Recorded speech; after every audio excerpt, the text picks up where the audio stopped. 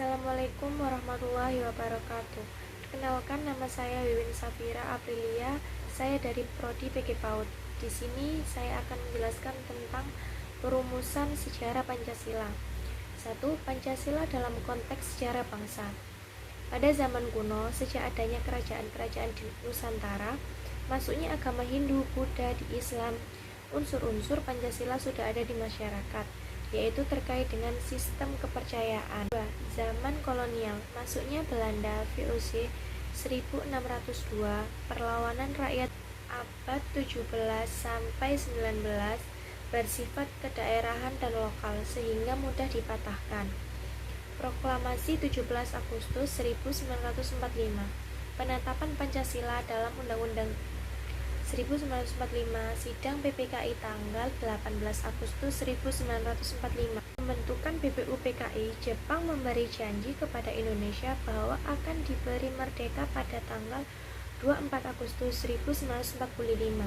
Sehingga untuk mewujudkan janji tersebut, berdirilah BPUPKI. Badan ini beranggotakan 60 orang, diketuai Dr. Rajiman Dodiningrat dan Wakil Ketua Raden Panji Suroso serta Ichu bangsa Jepang. A. Sidang pertama BPUPKI 29 Mei sampai 1 Juni 1945. Agenda sidang dalam pertemuan ini adalah membicarakan tentang landasan-landasan bernegara atau dasar-dasar Indonesia merdeka. Dalam kesempatan ini, Muhammad Yamim 29 Mei 1945 mengusulkan dasar Indonesia merdeka, yaitu 1. Peri kebangsaan, 2. Peri kemanusiaan, 3. Peri ketuhanan, 4. Peri kerakyatan, 5. Kesejahteraan rakyat. Mr. Supomo 31 Mei 1945 memaparkan 3 teori, yaitu 1. Negara individualistik atau negara yang disusun atas dasar kontrak sosial dari warganya dengan mengutamakan kepentingan individu. Negara golongan yang diajarkan Marx, Engels, dan Lenin. 2.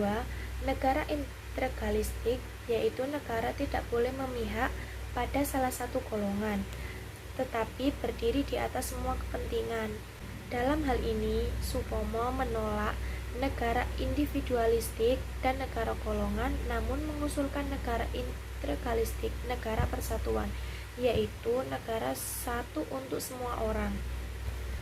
Insinyur Soekarno 1 Juni 1945 mengusulkan bahwa dasar Indonesia yang dimaksud adalah filosofi, Grundslag, filsafat, fundamen, dan pikiran yang sedalam-dalamnya yang di atasnya didirikan Gedung Indonesia Merdeka. Dasar yang diusulkan yaitu kebangsaan atau nasionalisme, kemanusiaan, internasionalisme, musyawarah, mufakat perwakilan, kesejahteraan sosial, ketuhanan yang berkebudayaan. Kelima prinsip tersebut diberi nama Pancasila. Menurut Soekarno, jika yang 5 tidak disetujui, dapat diperas menjadi trisila: sosio-nasionalisme, sosio-demokratis, dan ketuhanan. Selanjutnya, jika yang 3 juga tidak disenangi, dapat diperas menjadi ekasila, yaitu gotong royong, dan inilah dasar asli bangsa Indonesia. Pada tanggal 1 Juni 1945 juga dibentuk panitia kecil yang beranggotakan 8 orang. Tugas panitia 8 ini adalah menampung dan mengidentifikasi usulan anggota BPUPKI berdasarkan usulan yang masuk. Diketahui ada perbedaan usulan tentang dasar negara. Golongan Islam menghendaki negara berdasarkan syariat Islam, sedangkan golongan nasionalis menghendaki negara tidak berdasarkan hukum agama tertentu. Untuk mengatasi perbedaan ini, dibentuklah panitia kecil, yaitu terdiri dari 9 orang, yang anggotanya berasal dari golongan Islam dan golongan nasionalis. Panitia 9 bersidang tanggal 22 Juni 1945, menghasilkan kesepakatan dasar negara yang tertuang dalam alinea keempat rancangan Preambel. Isi selengkapnya kesepakatan itu disebut rancangan Preambel Hukum Dasar Muhammad Yamim mempopulerkan kesepakatan tersebut dengan nama Piagam Jakarta. Sidang BPUPKI kedua 10-16 Juli 1945 menghasilkan 1. Dasar negara yang disepakati yaitu Pancasila seperti dalam Piagam Jakarta. 2. Bentuk negara republik hasil kesepakatan dari 55 suara dari 64 yang hadir. 3. Wilayah Indonesia disepakati meliputi wilayah Hindia, Belanda, Timur Timur, dan Malaka 39 suara. 4. Dibentuk 3 panitia kecil. A.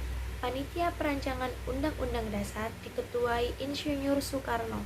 B. Panitia Ekonomi dan Keuangan diketuai Muhammad Hatta.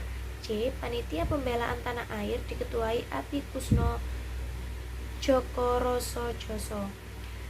Pada tanggal 9 Agustus 1945, PPKI dibentuk dalam rangka mempersiapkan Indonesia merdeka dan intinya mengesahkan dasar negara dan Undang-Undang 45. PPKI berfungsi sebagai Komite Nasional Pembentuk Negara. Proklamasi Kemerdekaan. 1. Jepang menyerah kepada sekutu. 2. Golongan pemuda Soekarni, Adam Malik, Husnaini, Sultan Syahrir, Sudarsono, Supomo, dan kawan-kawan meminta Soekarno untuk segera mengumumkan kemerdekaan Republik Indonesia. Sebaliknya, golongan tua masih banyak berpikir dan mempertimbangkan. 3. Terjadilah kesepakatan Rengas Dengklok dan proklamasi dilaksanakan hari Jumat 17 Agustus oleh Soekarno dan Muhammad Hatta di Jakarta. Sidang pertama PPKI 18 Agustus 1945.